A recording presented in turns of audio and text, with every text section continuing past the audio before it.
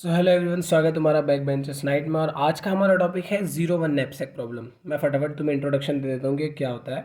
Zero यहाँ पर represent करता है कि हमें ऑब्जेक्ट नहीं रखना है, एंड वन मतलब ये होता है कि हमें ऑब्जेक्ट को रखना है। अब जो जीरो वन नैपसैक प्रॉब्लम होती है ये हम यूज़ क्यों करते हैं? So it is use for finding maximum profit या ऑप्टिमल सोल्यूशन। ये फाइंड करने के लिए हम जीरो वन नैपसैक प्रॉब्लम का यूज़ करते हैं।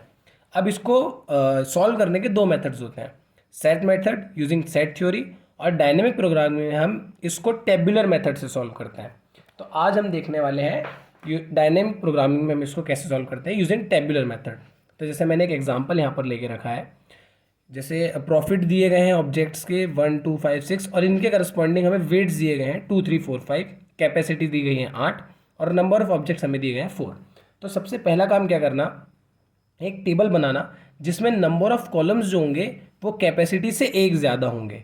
सो कैपेसिटी कितनी है यहाँ पर 8, मतलब नंबर ऑफ कॉलम्स कितने होंगे 8 + 1 9, 1 2 3 4 5 6 7 8 9। और नंबर ऑफ ऑब्जेक्ट से एक ज़्यादा हमारी होंगी number of rose.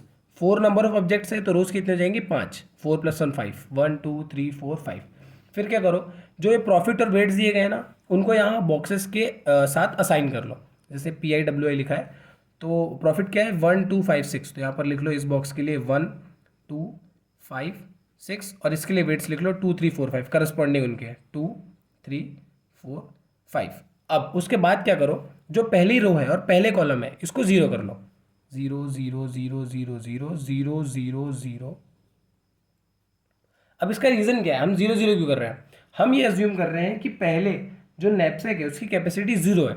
Initially knapsack की कैपेसिटी जीरो जीरो है तो उसका प्रॉफिट भी जीरो होगा, इसलिए हमने जीरो जीरो कर दिया। उसके बाद अब क्या करो, अब जैसा मैं बोलते जा रहा हूँ ना वैसे समझते चलो।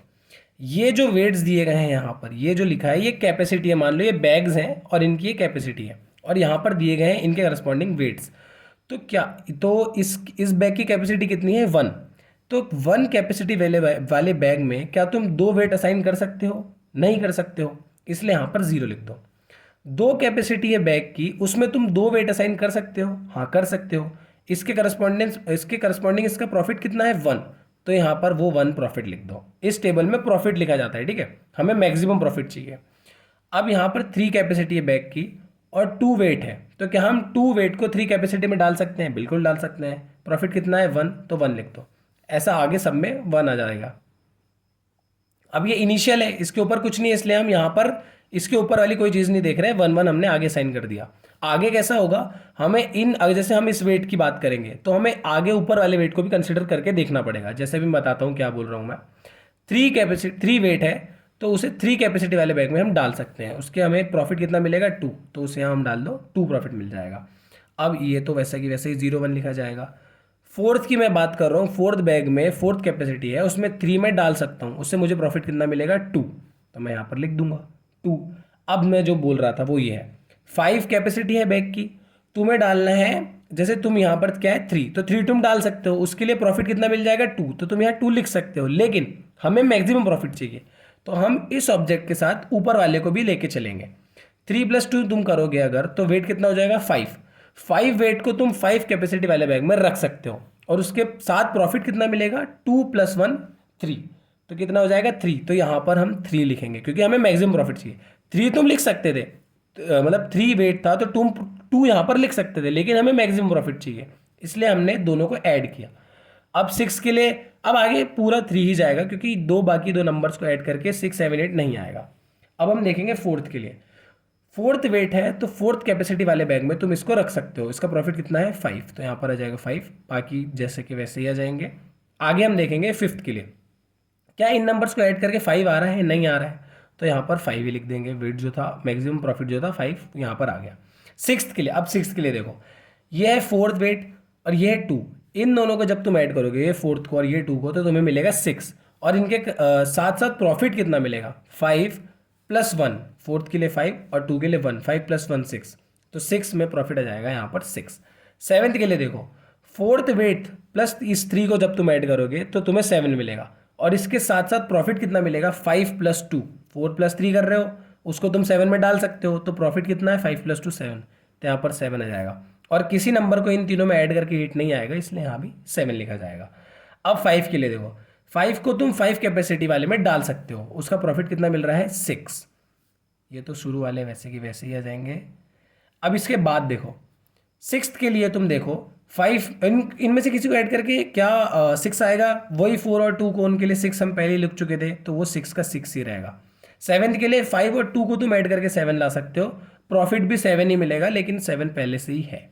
अब बचा है लास्ट ब्लॉक।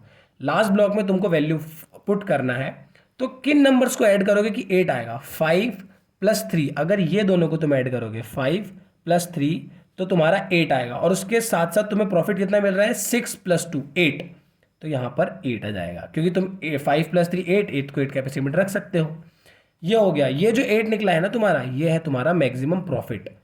अब देखो मैंने तो ये टेबल वैसे ही फिल कर दिया, तुम्हें ये फॉर्मूला यूज़ करना है। ये फॉर्मूला यूज़ कर कर तुम्हें यहाँ पर वेट्स असाइन करने, स्टेप वाइज समझाना है। पेपर में ऐसे ही लिखना, पेज भराएंगे ऐसे ही, और ये मतलब यही सही तरीका है। मैं फॉर्मूला यूज़ करना तुम्हें समझा देता हूँ। देखो जैसे V(IW) बोल रहे हैं हम, तो ऐसा मान लो हम बात कर रहे हैं, यहाँ पर I जो है ना वो है ये वाली वैल्यूज़ ये, और जो ये है W वो है ये।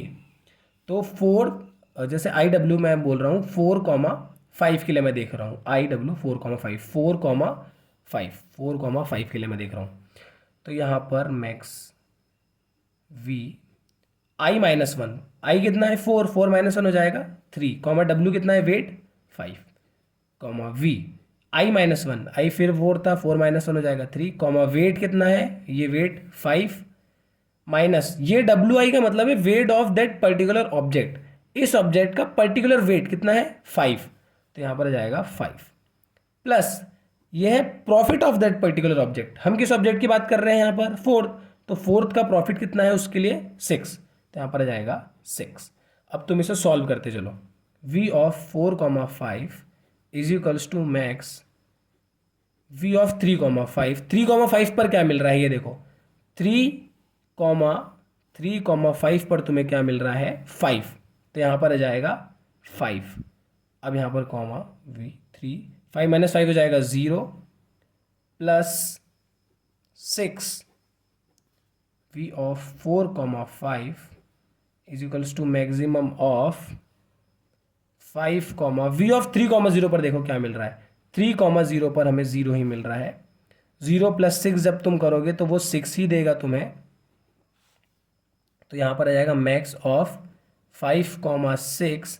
अब इन दोनों में से मैक्सिमम क्या है 6 है, तो यहाँ पर आ जाएगा 6, तो V ऑफ 4,5 में आएगा 6। अब जैसे देखो मैंने यहाँ पर 6 ही करा है, जैसे मैंने टेबल जब भर रहा था 4,5 में देखो क्या आया है 6। तो ऐसे तुम्हें फॉर्मूला यूज़ करके ये स्टेप्स बताना है, ये स्टेप्स लिखना पेज भरने के लिए। अब मैंने क्या बताया था, हमारा मैक्सिमम प्रॉफिट कितना आ गया 8। तो अब हम क्या करेंगे, 4 ऑब्जेक्ट्स बना लो, X1 X2 X3 X4, और यहाँ मैक्सिमम प्रॉफिट लिख लो कितना आया 8। अब तुम्हें क्या करना है, नीचे वाली रोज से शुरू करना है, जहाँ मैक्सिमम प्रॉफिट निकला यहीं से शुरू करना है। हमें कितना मिला 8, तो अब तुम ये देखो कि 8 यहाँ पर मिल रहा है, ये और ऊपर कहीं रोज में मिल रहा है क्या, तो देखो 8 यहाँ पहले तो तुम ऑब्जेक्ट असाइन कर लो, X1 X2 X3 and X4। 8 हमें कहाँ मिला X4 में। अब ऊपर देखो कोई रोज में मिल रहा है क्या 8, तो हम देखेंगे तो हमें ऊपर 8 कहीं भी नहीं मिल रहा है, मतलब 8 जो मैक्सिमम प्रॉफिट हमें दिया वो किस ऑब्जेक्ट ने दिया X4 ने, तो यहाँ पर X4 में 1 लिख दो।